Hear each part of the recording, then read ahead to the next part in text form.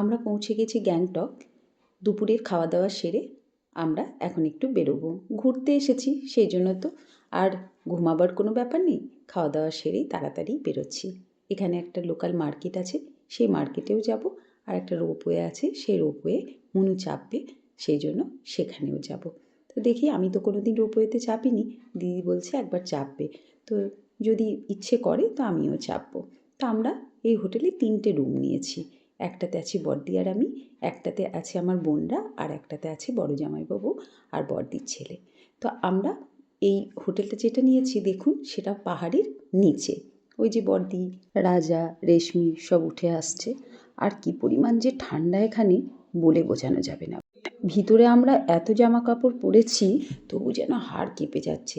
আর হোটেলের রুমগুলো তো সাংঘাতিক ঠান্ডা, পুরো একদম মানে কঠিন অবস্থা। পাহাড়ের গা ঘেঁষে হাঁটতে হাঁটতেই যাচ্ছি।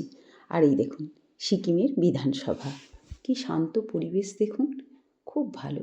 শহরটা পুরো কিন্তু যেটুকু দেখলাম মানে আসতে বা মানে থাকার পরে খুব পরিষ্কার পরিচ্ছন্ন, খুব ভালো লাগছে।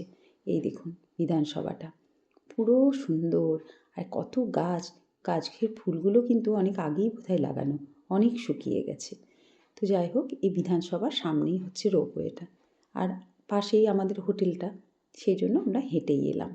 তো এখন পৌঁছে গেছি সেই রোপওয়ের কাছে।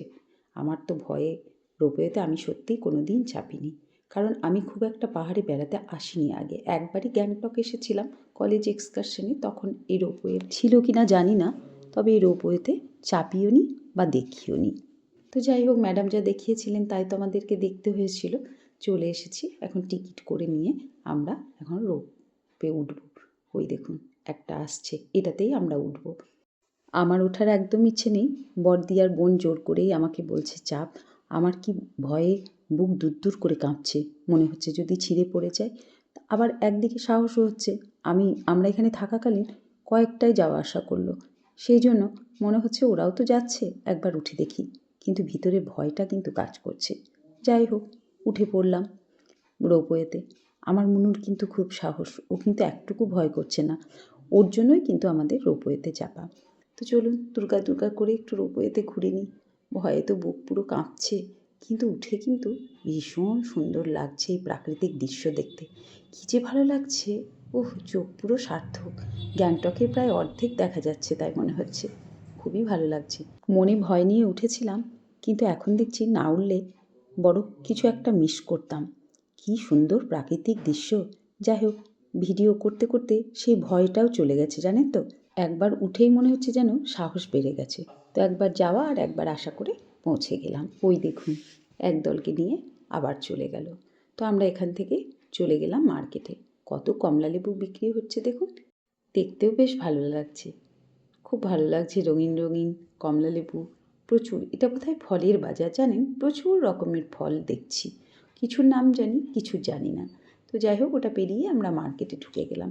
এখানে লাল মার্কেট আর এমজি মার্কেট প্রায় পাশাপাশি, একটা সিঁড়ি বেয়ে উঠে এসে তারপর এ মার্কেট ও মার্কেট, উপরে সিঁড়ি দিয়ে যাতায়াত করা যাচ্ছে। কত জিনিস, সারি সারি জিনিস, দেখে তো পুরো পাগল। আমরা 4 বোনেই না একটু কেনাকাটা করতে বেশি ভালোবাসি। এরকম বড় মার্কেট দেখে বড়দি, আমি আর রেশমি তো একবারে পাগলের মতো ছোটাছুটি করছি, কোনটা নেব না। তার ফাঁকে একটু ভিডিও করে নিচ্ছি আপনাদেরকে দেখাবার জন্য।